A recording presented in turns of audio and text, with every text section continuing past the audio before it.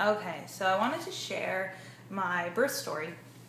Um, and it's one that I hope you cannot relate to because I can't say it was the most fun at all parts, but yeah, it's my story. And it ended good. So let's see, it started Monday morning, 2 a.m. I woke up with contractions and I am stoked. This is it. Wake up, Michael, like we're 10 minutes apart, let's rock. And then they just stop. Around like 7:30, 8 a.m., they just stopped. And we were so disappointed. We were so sad. And so we just continued life as normal Monday. And then Tuesday morning, 2 a.m., I wake up with contractions. And they are way worse than what I was feeling Monday. And in a totally different location. It was total back labor, which you feel in your flexors in the front and your back. And God forbid you ever have back labor. It's just atrocious. Not like I know what to compare it to, but it was awful. And with each contraction, it would get worse. And so all day long, I'm having contractions as close as 7 minutes apart and as far as 30 minutes apart. And I'm just like in so much pain. Nothing's like regularly happening. So I call up the midwife. She meets me 9 o'clock at the center and checks me, and I'm only 4 centimeters. I'm like, oh, I've been laboring almost 24 hours and I'm 4 centimeters? She's like, yeah, it's weird, it happens. There's some stories like this, just go home, try to rest. Well, I couldn't rest because my contractions were 10 minutes apart all night long. So I was up all night long just dealing with contractions, and I'm still kind of excited, but I'm starting to get like tired and frustrated too because I'm only a 4. So Wednesday, I needed the support of my doula. I had her come over, had my mom come over, and got some rest while they were there. But I was kind of bummed because she never really saw me go through a contraction that was horrible. She was only there for like an hour and a half, and I had like 3 contractions while she was here, my doula, because they were half an hour apart at that point. And she probably just thought I was being a baby. I was trying to explain, no, the contractions I normally have are god awful. Like, this isn't normal. Like, the second you leave, they're going to get bad again. And that's totally what happened. So she leaves, and then they get awful, and I mean, just awful. And so Wednesday night, I'm just trying to plow through, trying to be strong. And then it was Thursday morning at 2 a.m. I wake up with contractions that were from the pit of hell. And I just knew this is not like early stage of labor anymore. Even though my contractions are 10 minutes apart, this is not early. This doesn't even feel like active. This feels like transition.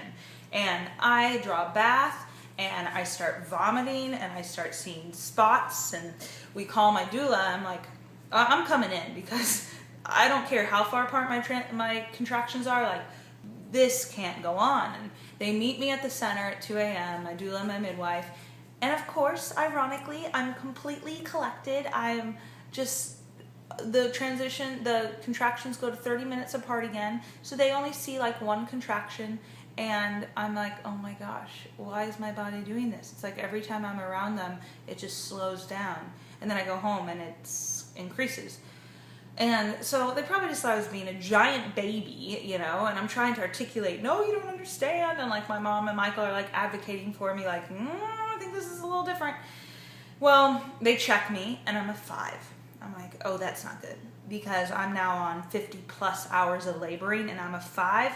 I was done. My little uterus was tuckered out. So I told Michael, I was like, you know what? I'm going to try to sleep tonight the best I can. I'm going to give it one more day, and then we're going to the hospital if nothing happens. And I just felt like I needed to make a decision, like put a time limit on it. And we go home, and again, like it was 3:30 a.m., I think, and just the worst contractions, straight from the devil. And I knew, we're going to the hospital. This isn't normal. I started vomiting again and seeing stars, and I just was like, okay. So we end up going to the hospital in the morning, like 4 or 5 a.m. Oh, no, we had to wait for a little bit. I forget why, but we ended up going like around 7:30, and I'm like contracting down the hallways of the hospital like a total movie. And we get there, I say, hey, I've been in 4 days of pain. I want that epidural running through my veins right now, please. And so they gave it to me, and it was It was heaven on earth. Totally makes me rethink this whole natural thing. Sorry, but wow, modern medicine. So what happens? Oh, and then they check me, and I'm 10 centimeters. I'm fully dilated. All those days of laboring weren't for nothing. I got to 10 centimeters on my own, fully natural, and now I'm in the hospital with an epidural. Kind of ironic, but kind of awesome, because I've experienced it all. So I kind of got a natural birth, a vaginal birth, and a C-section all in one. So I can say I've been there, done that. So we're pushing, and they want to add some Pitocin because I'm weak, I'm tired, my pushes are like meh, and he's in a funky position. So then with the Pitocin, I'm pushing, not much is happening. My epidural starts wearing off, and I'm like, where is that magic man? Bring him back in here and make me feel nothing. So he comes back in, and they say, we're going to leave the room while that epidural kicks in, and then we'll start pushing again.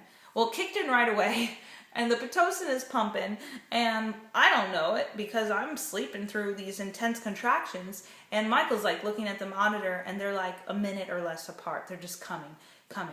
And that's actually what stressed the baby, was that my body is trying to push, trying to deliver this baby, and I'm sleeping through it. I'm not really agreeing with my body or helping it at all, and that actually stressed Josiah. His heartbeat dropped down to 90 beats per minute for 66 minutes. They rush in, the doctors rush in, their alarm goes off, and they say, hey, if that happens one more time, we're doing an emergency C-section. I sign the papers. I say, yes, absolutely. I don't want to put him at risk. Well, it happened just a couple minutes later as we're like getting set up to push again. It happened again. And so then begins the chaotic storm of the C-section, which is the most bizarre experience ever. Just feeling no pain, but the pressure of people tugging and pulling on you. And then there's the morphine, which is also fabulous. But yeah, it was crazy. Just like out of some ER show of just the hustle and bustle of at least 12 nurses were in there and docs just doing a million things. It was nuts. So little Josiah came out, and I got to meet him, and I bawled like a baby and told him what a hard time we had together, and told him that we made it and that it was a long journey, and it was just such a cool moment. And yeah, I'm just so happy. And he was healthy and perfect, and he pooed in the womb, so he was covered in meconium. So I was planning to keep my placenta, and you all will be happy to hear that it got pooped on, and now I'm not keeping it. I know some of you thought that was disgusting, but anyway, so no placenta for me. So yeah, if I had to sum up my experience, it'd be like, I experienced it all. I don't regret a thing. I felt like I had really heard Thursday morning. I was supposed to go to the hospital. I heard it. I knew it. I'm glad I trusted my gut. I'm glad my ears were open to hear what I believe was divine leading to go, and I went. And I really just felt the grace of God during the whole experience. Crazy peace through this all, and through even the moments of frustration and even in the pain.